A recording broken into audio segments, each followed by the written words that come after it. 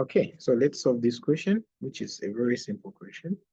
So they're saying define a skew-symmetric matrix, okay? And then B, they're saying if A is skew-symmetric, okay, then show that A cubed is also a skew-symmetric matrix, okay? So what do we know about a skew-symmetric? We know that, okay, this definition is just that if A is a skew-symmetric, then its transpose is actually equals to what? Minus of it. Okay, so this is the definition of a skew-symmetric. So you can just put it in words, saying a skew-symmetric is actually a matrix which has its transpose equal to its negative. Okay, and then you show this formula here. Okay, and then let's go to the proof. They're saying if A is skew-symmetric, then show that A cubed is also a skew-symmetric. Okay, so let's go here. So they're saying A is skew-symmetric. Okay, we have been given that. So meaning A transpose will be equal to what? Okay, A transpose will be equals to minus what? A. So now we want to show that even A to the power 3 is also skew-symmetric. Okay, so how do we show this? So we have to show that the transpose, okay, of this A cubed is actually equals to the minus of the what? A cubed.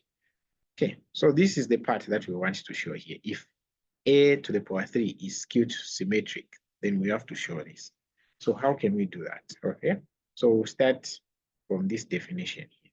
So we are going to say, okay, we're going to say A T is actually equals to minus what? A.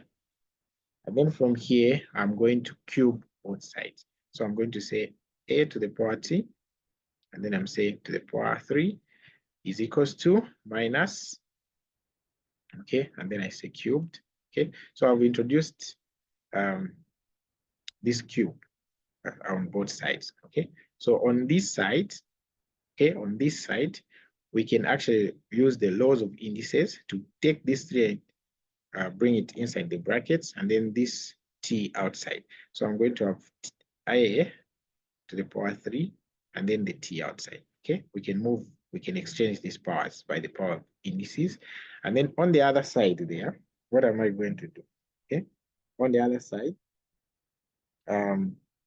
we can expand this power here to 1, the minus 1 that is in front of this A and the A. So we're going to say minus 1 to the power 3, and then multiplied by A to the power 3.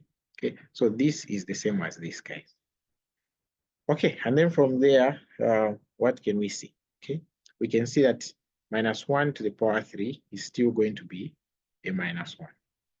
Okay, so this will be this is equals to what is minus 1 to the power 3 is to be minus 1. And then there, what do I have in the brackets? I have A to the power 3. Okay, so this is what I have. So this will be A to the power 3 transpose is actually equals to, and then here we can multiply this one with this, the minus 1 with this. So it will be minus A to the power 3. Okay, so you've shown. So you can say hence shown. So this is the proof. Very simple and straightforward. Okay, so thank you so much. Subscribe for more.